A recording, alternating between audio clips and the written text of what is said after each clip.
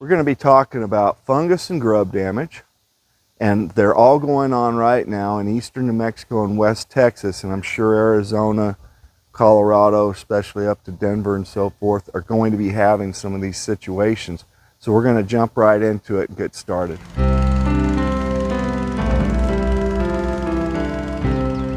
I want to help you define between the difference of grub damage and fungus damage, and both are going on, as I said in the intro, very, very hard right now because we're very dry here on this side of the state.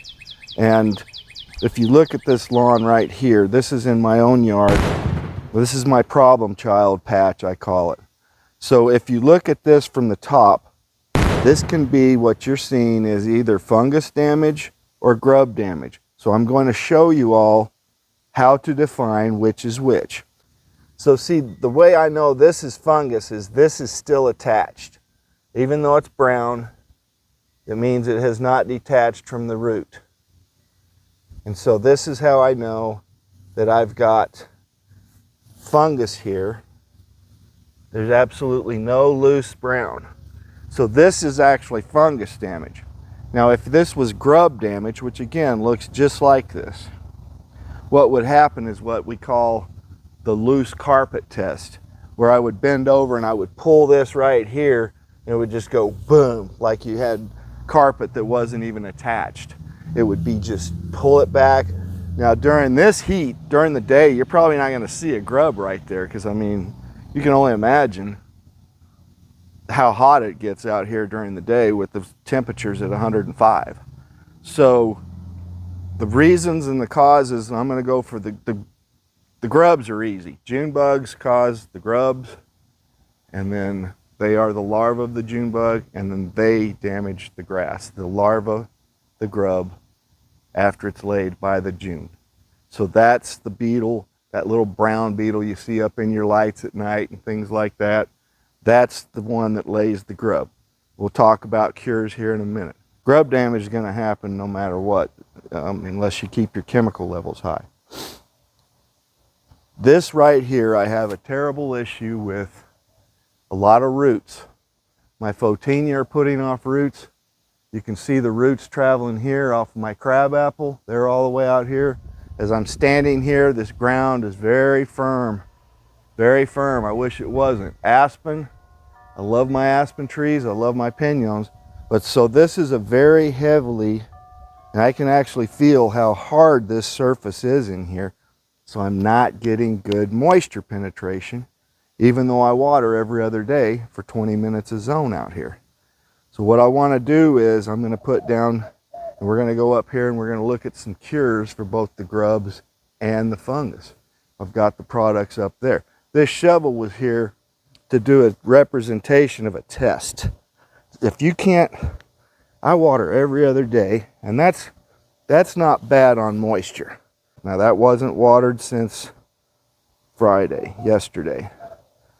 But out here, further we go into this patch, I mean, I'm putting some force on this stuff. This is pretty good. I mean, it's just that so much direct sunlight and so many dadgum tree roots. But I'm not going to cut my trees down. I'm going to show us how to fix that.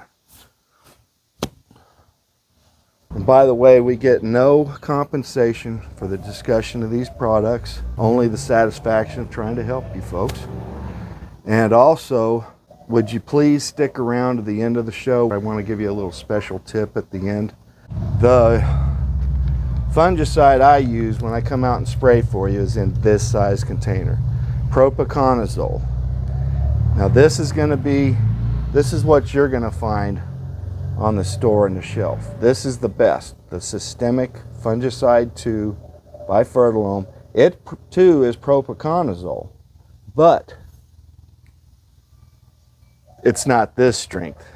When I spray for you, I use something that's much stronger than that, but you can still get great results with this. If you wanted to use a little handheld, which for the lawns, I don't know that you can actually get enough of this down on the grass, but usually it's very easy to absorb. So that would, if you just had a couple of spots, most people just spot treat for fungus. I spray the whole yard. This stuff on most funguses is going to be 3 to 5 tablespoons per gallon of water. So you would just take your handy dandy Hudson sprayer that we've shown you many a time, turn your dial up here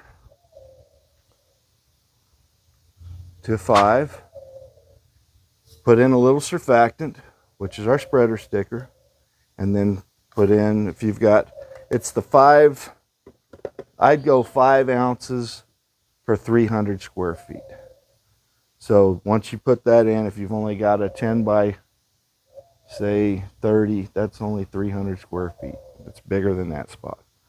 Now, this is just the first part of the fungus control issue.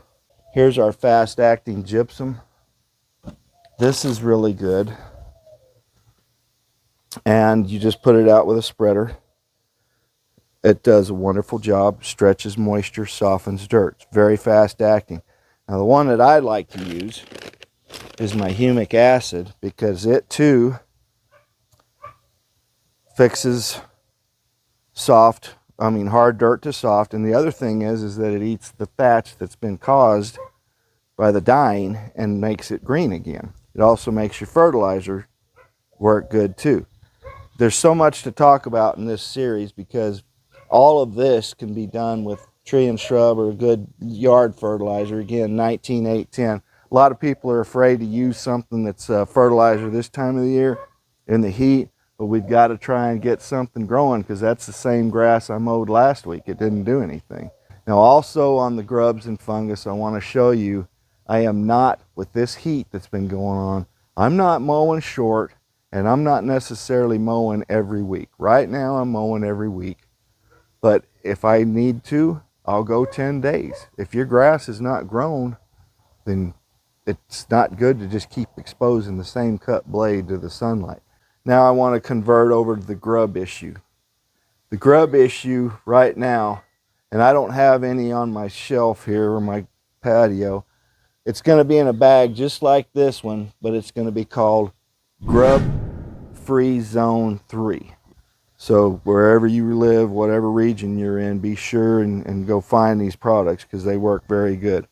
I also, on that grub deal, I was wanting to show you this. If you don't have grubs yet and you want to deter them, here's our favorite, Mike. Sulfur. 90% sulfur. It also too helps soften your dirt, and it also reduces your alkalinity. Alkalinity is the salts in the soil. In eastern New Mexico, West Texas, we don't need any more salts. We've got plenty. We don't need regular salt. We don't need Epsom salt. We don't need nothing. We need to counter it, and that's what that's doing. And the iron and sulfur product that we were looking there is another great one, because it's the combination of the two. And the combination of the two is fantastic. That's what I used on my yard last time, and that's been about since June 1st, probably. But the reason why I'm going to fertilize again here pretty quick is this heat has really burned up these yards. And that too, as much as you're watering, it evaporates all the product you're putting down. The plant uses as much as it can, but the UVs are hard on breaking it up. The bonus clip today is, if you have to go out and get little spots like that watered out there in the yard, and you've got a sprinkler system, but you're going to do it, use something worthy. These are little square spray sprinklers, very efficient, been around since sprinklers were invented. This is a poppy. This is actually my favorite. This one can cover a pretty good size area very, very efficiently. None of these are going to throw water way high. You don't want it way up in the air. These people that are using the arc sprayers or sprinklers, there's so much evaporation going on in that. And that's not only costing you a lot on your water bill, but most of it may not be even hitting the ground.